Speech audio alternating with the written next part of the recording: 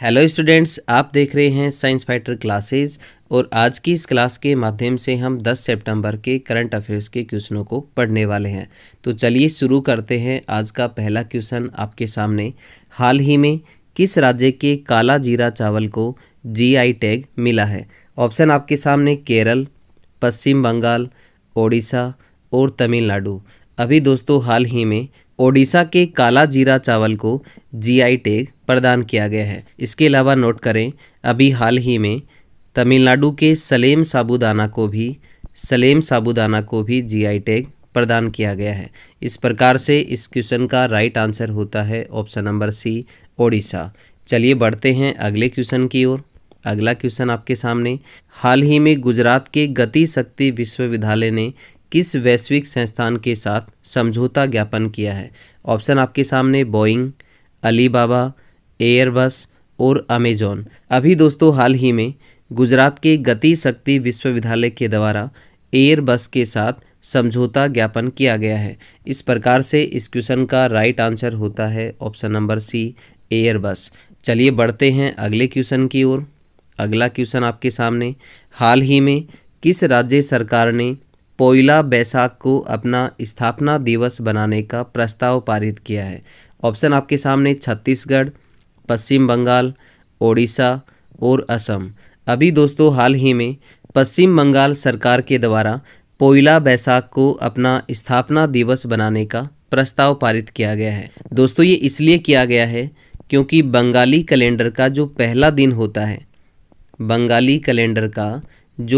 दिन होता है वो पोइला बैसाख होता है। इसीलिए हाल ही में पश्चिम बंगाल राज्य सरकार के द्वारा पोइला बैसाख को अपना स्थापना दिवस बनाने का प्रस्ताव पारित किया गया है।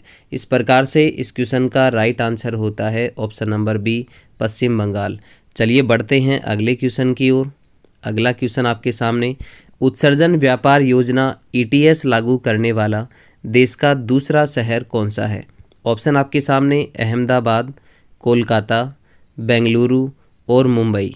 दोस्तों बात करें ईटीएस योजना यानी कि उत्सर्जन व्यापार योजना, इसे लागू करने वाला देश का जो पहला शहर है वो है साथियों सूरत। और सूरत में इसे कब लागू किया जाता है? 2019 में। लेकिन हाल ही में ईटीएस योजना लागू करने वाला देश का जो दूसरा शहर है वो है साथियों अहमदाबाद। इस प्रकार से इस क्वेश्चन का राइट आंसर होता है ऑप्शन नंबर ए, अहमदाबाद। चलिए बढ़ते हैं अगले क्वेश्चन की ओर।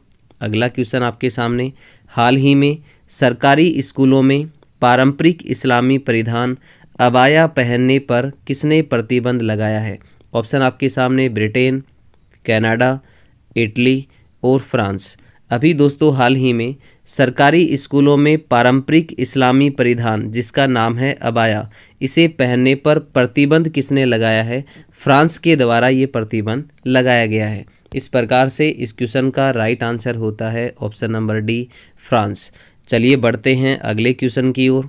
अगला क्वेश्चन आपके सामने, हाल ही में समुद्री पर्यावरण में ड्रेसिंग गतिविधियों पर नज़र रखने के लिए marine sand watch data platform किसने लॉन्च किया है?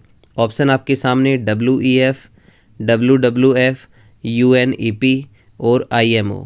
अभी दोस्तों हाल ही में समुद्री पर्यावरण में ड्रेसिंग गतिविधियों पर नज़र रखने के लिए marine sand watch data platform जो है वो UNEP के द्वारा लॉन्च किया गया है। दोस्तों बात करें UNEP के फुल फॉर्म की, तो इसकी फुल फॉर्म है यूनाइटेड नेशन इन्वायरमेंट प्रोग्राम, यानी कि संयुक्त राष्ट्र पर्यावरण कार्यक्रम। और इसकी जो स्थापना है वो कब होती है? 5 जून 1972 को इसकी स्थापना होती है। और इसी कारण प्रतिवर्ष 5 जून को विश्व पर्यावरण दिवस मनाया जाता है। इस प्रकार से इस क्वेश्चन का राइट आंसर होता है ऑप्शन नंबर सी, UNEP। चलिए बढ़ते हैं अगले क्वेश्चन की ओर। अगला क्वेश्चन आपके सामने, हाल ही में किस देश के वैज्ञानिकों ने अंडे या शुक्राणु के बिना स्टेम सेल का प्रयोग करके मानव भ्रूण मॉडल का विकास किया है? ऑप्शन आपके सामने जापान, कनाडा, इजराइल और ब्रिटेन। दोस्तों बात करें भ्रूण की, तो देखिए भ्रूण का विकास कैसे होता है। नर और मादा में निषेचन के दौरान अंडाणु और शुक्राणु मिलकर के भ्रूण का निर्माण करते हैं, जाइगोट का निर्माण करते हैं। लेकिन हाल ही में इजराइल के वैज्ञानिकों के द्वारा अंडे और शुक्राणु के बिना स्टेम सेल का प्रयोग करके मानव भ्रूण मॉडल का विकास किया गया है। अब बात करें हम स्टेम सेल की, तो देखिए स्टेम सेल क्या होती है। स्टेम सेल यानी कि मूल कोशिकाएं वो कोशिकाएं होती हैं जिनमें शरीर के किसी भी अंग के निर्माण की शक्ति होती है या क्षमता होती है, उनको क्या कहा जाता है, स्टेम सेल कहा जाता है। इस प्रकार से इस क्वेश्चन का राइट आंसर होता है ऑप्शन नंबर सी, इजराइल। चलिए बढ़ते हैं अगले क्वेश्चन की ओर। अगला क्वेश्चन आपके सामने, हाल ही में स्वयं को दिवालिया घोषित करने वाला ब्रिटिश शहर कौन सा है। ऑप्शन आपके सामने लंदन, लिवरपूल, बर्मिंघम और मैनचेस्टर। अभी दोस्तों हाल ही में स्वयं को दिवालिया घोषित करने वाला जो ब्रिटिश शहर है वो है साथियों बर्मिंघम। इस प्रकार से इस क्वेश्चन का राइट आंसर होता है ऑप्शन नंबर सी, बर्मिंघम। चलिए बढ़ते हैं अगले क्वेश्चन की ओर।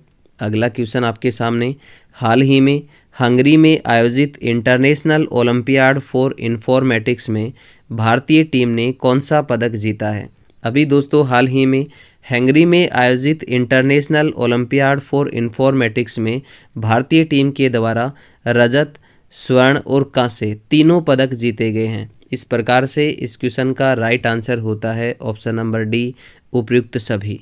इसके अलावा नोट करें, हंगरी में आयोजित इंटरनेशनल ओलंपियाड फॉर इंफॉर्मेटिक्स में 9 वर्षों के बाद, कितने वर्षों के बाद, 9 वर्षों के बाद भारत ने स्वर्ण पदक जीता है। और ये स्वर्ण पदक जो है वो किसके द्वारा जीता गया है, क्षितिज सोडानी के द्वारा। आप यहाँ से नोट कर सकते हैं, क्षितिज सोडानी के द्वारा भारत के लिए 9 साल बाद स्वर्ण पदक जीता गया है। इस प्रकार से इस क्वेश्चन का राइट आंसर होता है ऑप्शन नंबर डी, उपर्युक्त सभी। चलिए बढ़ते हैं अगले क्वेश्चन की ओर। अगला क्वेश्चन आपके सामने, हाल ही में ग्लोबल फिनटेक फेस्ट 2023 में leading personality of the year GCC से किसे सम्मानित किया गया है। ऑप्शन आपके सामने कैलाश नाथ, अदीब अहमद, टॉम ग्रीनवुड और भावेश गुप्ता। अभी दोस्तों हाल ही में ग्लोबल फिनटेक फेस्ट 2023 में leading personality of the year पुरस्कार से अदीब अहमद को सम्मानित किया गया है। इस प्रकार से इस क्वेश्चन का राइट आंसर होता है ऑप्शन नंबर बी, अदीब अहमद। तो आज के लिए साथियों इतना ही, मिलते हैं नेक्स्ट वीडियो में। तब तक के लिए आप सभी साथियों का बहुत बहुत धन्यवाद। जय हिंद, जय भारत।